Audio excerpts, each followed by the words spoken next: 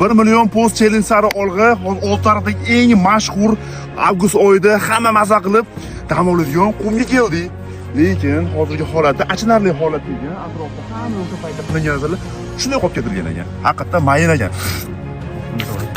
Bu shifobaxsh qumli zona kichik afsonasi bor ekan. O'tgan zamonda podshohning qizi kasal bo'lib qolganda vazirlarga qum olib kelishlar bilan davolaymiz degan narsa buyruq bergan ekan va xuddi mana shu yo'lga kelishganda vazirlariga, askarlariga xabar kelgan ekan. Qumlaringni tashlab qaytaveringlar, malikamiz o'ldi degan xabar kelgandan keyin xuddi shu qumlarni hammasini mana shu yerga to'kib ketishgan ekan.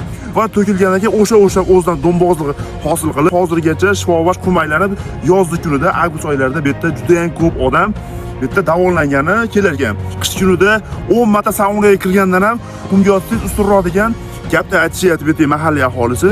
Bu joy oldinlari boshqacha nom atalgan ekan, lekin hozir Oltiariqda Zilxa tomondamiz. Qanaqa nom bilan nomlangan bu joy? Kommentga yozib ketinglar va kelganlar ham bormi? Kelganlar bitta olocha tashab qo'ysanglar, o'shandan bilib olaman. Oldindan meni juda katta postlar kutirib turib, shuning uchun qo'llab-quvvatlab tursalar ham men uchun quvvat bo'ladi.